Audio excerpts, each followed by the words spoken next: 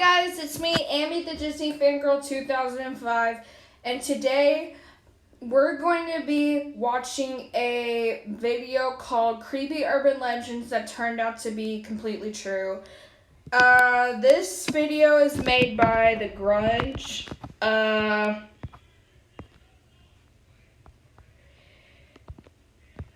This guy looks like he uploads pretty cool videos.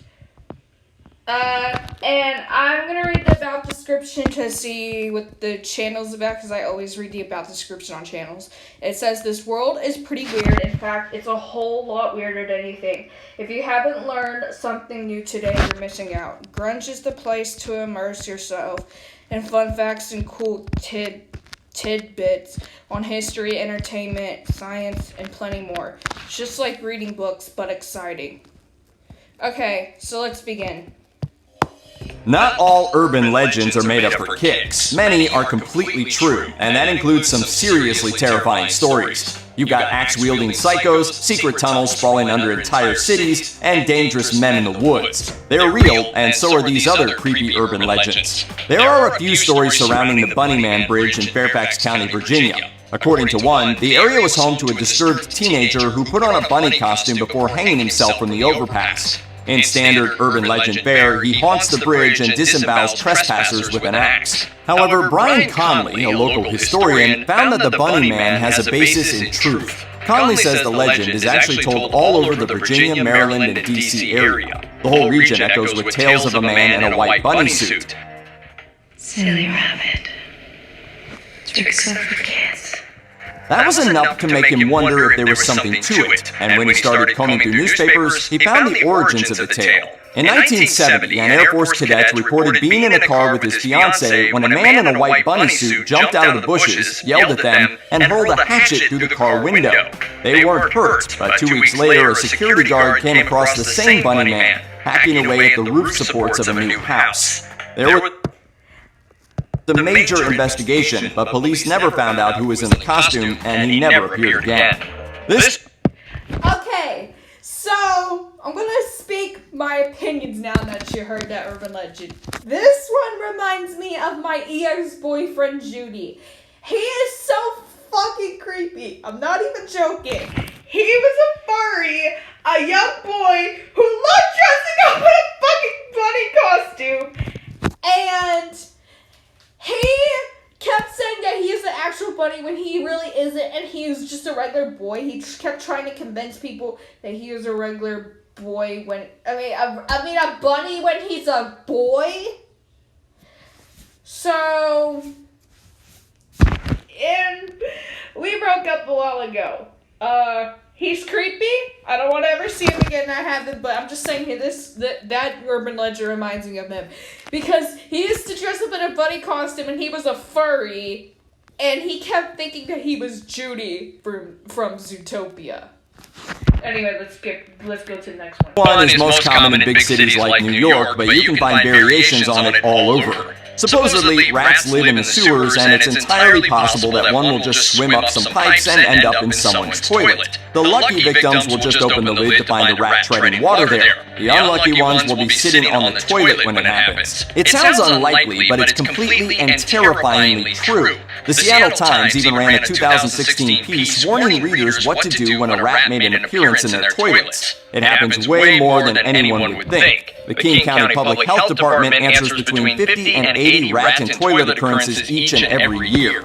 Experts say the rats are trying to get into a kitchen or drain where they smell food, but since the toilet is the easiest access to a home, that's usually where they pop up.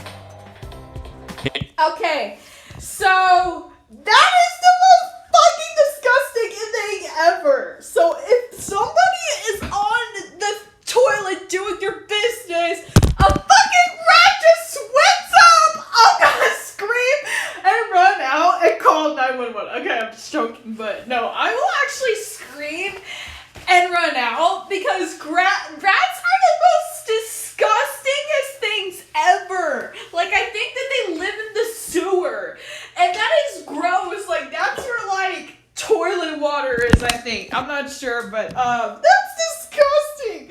I'm just thinking about rats makes me want to scream because rats are so so disgusting.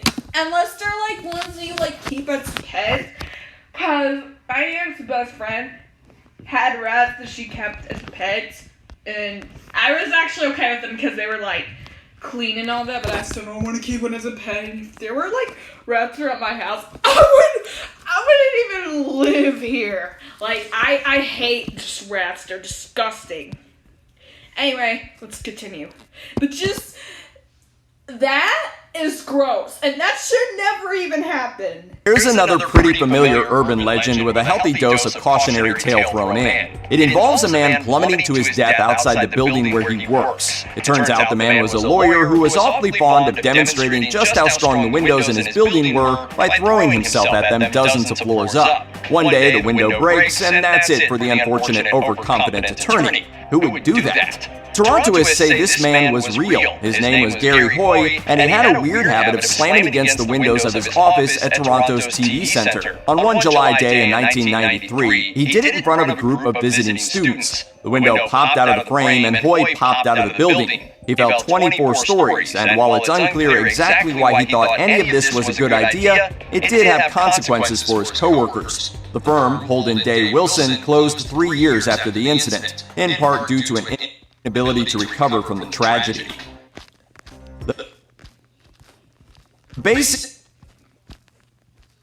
Okay, so first of all, why the fuck would you think it's a good idea to, even if it was like secure, think, okay, I want to test how strong and secure this window is, so I'm gonna fucking put my body on it, and like, I think they said he like playing on the window, not playing on it, but like throwing himself at it, and he doesn't even think of the consequences. What if this breaks and I fall to my death? He didn't think that because he fell one day and the fucking window broke. He fell 24 stories down. He died. And like the guy said in the video, how the fuck would he even think this is a good idea?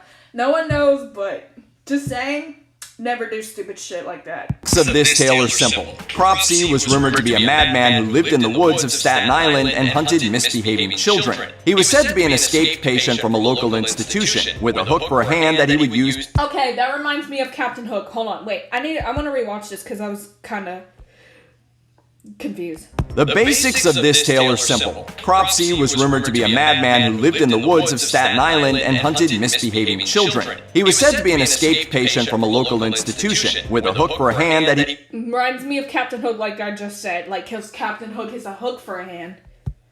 ...would use to drag his prey back to his lair. Oh my god! ...threaten their children with abduction by Cropsey if they didn't behave. Whether the parents knew it or not, Cropsey was terrifyingly real. Oh my god. Don't actually threaten your kids with that. I know the parents probably don't think this is real, but like this said, it's real. Okay, so they probably made up stories to scare their children into behaving, which is, I guess, okay, but honestly, I really don't think it's a good idea. You shouldn't scare your children with stories, especially if they're fucking real. That the crazy man is gonna come after them if they don't behave. I know you want your children to behave, but that's not how you should tell them. Either way, if the parents didn't know, and then this guy actually comes, your child's gonna be taken away, and you're gonna be regretting that you fucking told them that. The Willowbrook State School closed in 1987 after becoming the subject of an infamous 1972 expose by Geraldo Rivera. It wasn't long after Willowbrook's closure that former employee Andre Rand was arrested in connection with several disappearances. He was ultimately convicted after authorities found a child's body buried in a shallow grave on the grounds of the institution. Rand was ultimately linked to other disappearances but has steadfastly maintained his innocence. Some don't believe he was the killer at all, but the fact remains someone was. Anyone who was online during the early days of the internet probably remembers seeing forwarded emails warning about someone with the screen name Slave Master. Just leave me to do my dark bidding on the internet. The emails were pretty straightforward. If someone with that screen name reached out, he should be avoided at all costs. Supposedly, the screen name belonged to a man looking to convince unsuspecting women to meet him in real life so he could kill them. Oh my fucking god. We got another fucking messed up person right here. Is a fucking killer. Like, there's a lot of men who I just noticed that want to kill women the most or do like naughty things to them, like especially young girls. That's just so wrong and gross. It's just sickening. But whatever. I mean, Unlikely? hopefully he got arrested or something, because, I mean, people like him are sick as fuck. It was 100% true, and his name was John Edward Robinson Sr. Those at his church knew him as a devoted family man, neighborhood activist, and brilliant entrepreneur. Local authorities apparently knew he had once been convicted of being a con artist, but no one suspected the depths of his depravity. Upon investigation, it was discovered he had a long history of horrible behavior before he even adopted his slave master identity. He was ultimately linked to the disappearance of a number of women, including a Polish college student and a 27-year-old home care nurse. Finally, a 34-year-old woman he targeted called the police. When they searched his home, they found bodies sealed in 55-gallon metal barrels. Yuck! Robinson had beaten his victims to death, and although it's unclear just how many women he murdered, police did find more bodies. That's fucked up, and that's just a reason why I feel like it's not just men that do this. I know there's crazy women who murder too, but I mean, that's just nasty. I don't like men especially. Like, that's why me and my mother try to stay away from men unless they're like special and like kind-hearted, like you could just tell, like my dad, because a lot of men are fucked up like this and I don't trust them. Like, I just don't think got arrested. That he'd been keeping for years. And that's fucking gross that he kept their bodies in barrels. The story starts with someone settling into a hotel room and noticing a... Oh, I've seen this one. This one is fucking gross. So if you smell something nasty under your mattress, get someone to go in there and clean it. Here's why. Strange smell. They might complain, they might not, but they always spend a few days in the room before the smell gets so unbearable they investigate fully. It's only then they find a dead body under the mattress. Yep, a fucking dead body. Imagine you sleeping on top of a bed, like a hotel bed in your room, and you don't fucking know that you're sleeping on top of a dead person's body. And you find out, like, just imagine you have no idea that you're sleeping on top of a dead person's body. That is so fucking gross and disturbing to think about. Like, I would be so grossed out. I'm just glad that's never happened to me, but that's gross. This isn't just true, it happens with terrifying regularity. Each time, guest complaints led to a complete search of a hotel room and the discovery of a dead body. The stories are surprisingly varied. The first body was Gary Smith, a car thief poisoned and strangled by his associates, then left under the bed of a New Jersey motel room that was rented about 4 times before he was found. 2 bodies discovered in 2 different motels in 1989 were the work of the same killer, Jerry Lee Dunbar. In 2003, a man spent 3 nights in a Kansas City room before the smell became so unbearable he checked out. When the room was cleaned, a man in an advanced stage of decomposition was found under the mattress. That's fucking gross. And if you're going to murder someone, and I'm not saying this is good and that anybody should do it. It's wrong and you should not murder anyone. But if you do, at least don't hide them under the fucking dead mattress. Because somebody will smell it, get like suspicious, and then call them, and they will instantly find it, and they can probably guess it's you. Like, so at least hide them in a better spot so you don't get caught, at least. In short, if something smells in your hotel room, Not in the hotel. ask for a cleaning sooner rather than later. Urban legend says there's a horribly disfigured creature that wanders the forests and highways around Pittsburgh. Sometimes he's called the Green Man, sometimes he's called Charlie No Face, sometimes he's even called the Monster of Beaver County. All of these names are awful because he was actually a very sweet man named Ray Robinson. In 1919, 8-year-old Robinson had an accident that changed his life forever. He was climbing a trolley trestle when he touched a live power line and was electrocuted. He lost At least he didn't die. one hand and his face was melted. He grew Ooh, how the fuck was he? No offense, that's sad that people made fun of him. But how the fuck was he able to see if what's it called?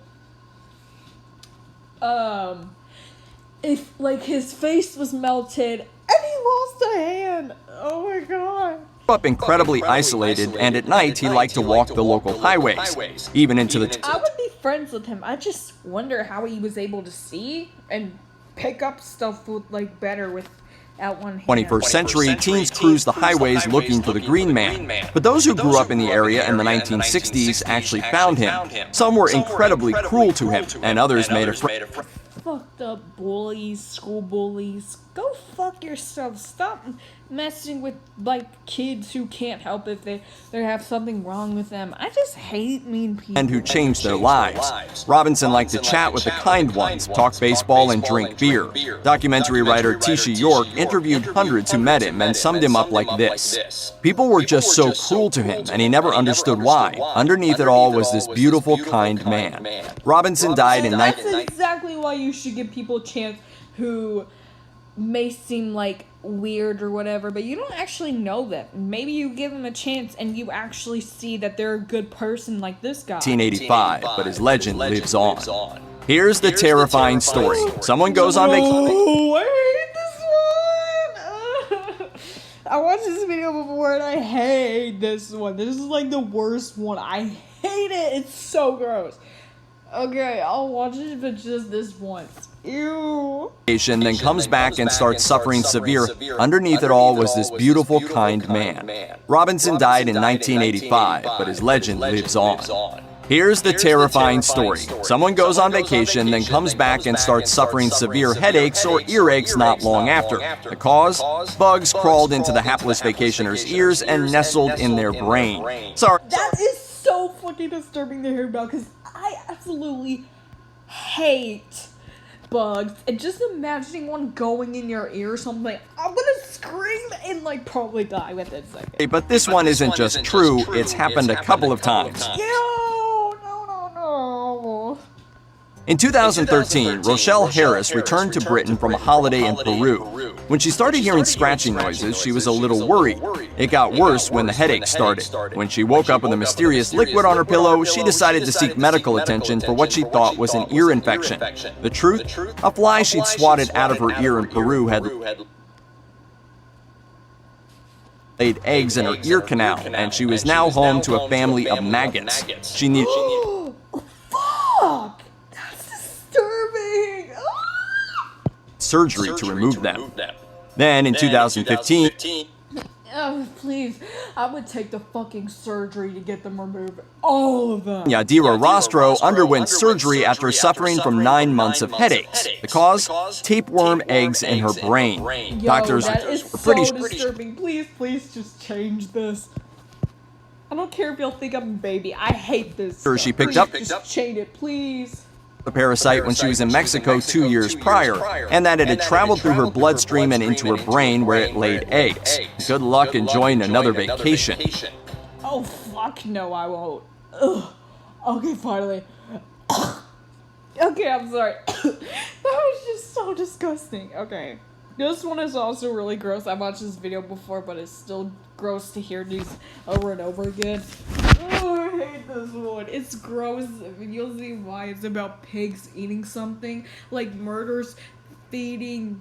Ah, shoot. I spoiled it. Okay, I kind of did, but just watch it. But it's super, super gross and so disturbing. I can't believe people actually fucking do this. Because honestly, it's not right. And it's disgusting. And you people are sickening. Like, can't we all just fucking be normal on this planet? Obviously, because there are sick-ass people who do so many fucked up shit that we don't have a lot of normal people on this planet. It's part urban legend, part crime drama trope. It's the one about the serial killer who almost gets away with murder by feeding the bodies of his victims. No. Okay, I'm gonna kind of cover my ears because I've heard this one before and I'll still react to it, but I'm gonna cover my ears just so I don't puke. Pigs. Then I hear the best thing to do is feed them to pigs. You've got to starve the pigs for a few days, It's used in a lot of fiction, and it's happened a lot in real life. In 2013, The Telegraph reported on a police investigation from southern Italy. According to taped phone conversations, Francesco Ricosta was murdered during a mafia turf war. Then his body was fed to pigs. In 2015, USA Today... Disgusting! Why the fuck would you murder someone then feed their body to a pig? That's gross and nasty. And the pigs are eating a human body. That's disgusting. I wonder if they're even, like, if they're gonna die from that. And, okay, so since I was saying earlier, this is not gonna be fair to boys, if you think I'm offended, I'm not even trying to, like, just say that boys are the one that always do crazy shit. Because here's a woman right here who did something fucked up, and I'm actually about to say something about her, so don't give me crap that I'm saying that all boys are bad, because I'm not. Because there are fucked up women, too. This woman, just listen, because I'm about to say this. This woman is fucked up. So there's a lady who did this. She is fucked up, and she's insane. She should go to prison for the rest of her life, because she's a fucked up ass lady who is screwed up in the head, and she's crazy and disgusting. Because she fed... I think she murdered people and then fed their bodies to pigs. And she's ugly looking too. It reported that Susan Monica had been found guilty of not only murdering two men, but of disposing of the bodies by feeding them to her pigs. She's fucked up and nasty. But the idea goes back even further to one of Canada's most infamous serial killers. Robert Pickton was arrested in 2002 for the murders of 26 women over the course of around 6 years. Most were snatched off the streets of Vancouver. 26 women. And according to the testimony of those who knew him, he bragged of killing dozens of women and disposing of their bodies by feeding them to his... You like bragging that you murdered somebody? Okay, then you're gonna get yourself in prison for the rest of your sorry, I almost said that word on accident. I didn't mean to, but I'm not gonna say it. But okay, you wanna murder someone and brag about it? Okay, the police will just come and arrest you and put you in prison for the rest of your fucking life, because you honestly deserve it for murdering people, which is wrong. If there's just sick ass people, I don't understand why they would want to do shit like this. Like, can we all just be normal? No, we cannot, because there are fucked up people who just can't live normal lives, or they fucking normal. Pigs. Thousands of DNA samples were ultimately recovered from his farm. Sometimes the most terrifying Halloween stories are the true ones. Take, for instance, the tale of a very realistic-looking decoration. It's so realistic, in fact, neighbors eventually call the police to come check it out. Okay, this one is okay, and it's not gross. Finally, we're done with all the gross shit. Like, this one is kind of gross, but, like, it's all these are scary, and they're supposed to be, like, creepy and all that, but this one, like, they're just, like, not about, like, flies or, like, things flying in your, like, bugs flying into your ear and then, like, laying eggs or something, or, like, a person feeding, like, murdering somebody and then feeding their body to a pig. This is kind of normal. It's only after days of sitting in plain view that someone realizes it's an actual body. Okay, if someone actually, like a murder, this would actually be, I'm not saying this is right, but if you murder someone and you want to try to get away with it, it's actually a better idea, just in my opinion. I'm not even trying to say you should do this, because you should not at all, but I'm just saying, if you're actually fucked up and stupid enough to want to do shit like this, then this, honestly, like, would be better than hiding a body under a mattress in a hotel. Like, you hang up someone's, like, if you murder them, you put up their body for decoration, and then you drive away, and they probably could still figure out, but it's kind of a better thing than me, because they'll think it's decoration, they won't suspect it's a real body till after a few days, when you probably ran away and found somewhere good to hide where the police can't find you. It's happened a few times. The first incident was in 1990 when a 17-year-old Halloween hayride worker accidentally hanged himself along the route of the attraction. Ooh. He was supposed to be portraying a hanged man when he was strangled by the prop rope. On accident, and he was actually strangling. Then in 2005, NBC News reported that a woman committed suicide by hanging herself from a tree along a... That's sad that people want to commit suicide, and they should at least, like, call for help before they want to kill themselves. Like, they could actually get help before they decide to risk their lives when they could have so much potential and do some incredible things for this world before they just go and die. But unfortunately, people feel it's right to commit suicide. Fairly busy Delaware roadway. She was believed to have done it late on a Tuesday night or early on a Wednesday morning, and the people who saw her Wednesday thought it was a Halloween prank. Police were called hours later. I can actually see why that's a Halloween prank, because people like hang up Halloween decorations up on trees a lot for Halloween. And only then did they discover it wasn't a prank at all. Check out one of our newest videos right. Okay, so that's the end of this video. I'll leave a link to the original video in the description of this video. I hope you guys enjoyed this video, and don't forget to like, comment, and subscribe. Bye bye.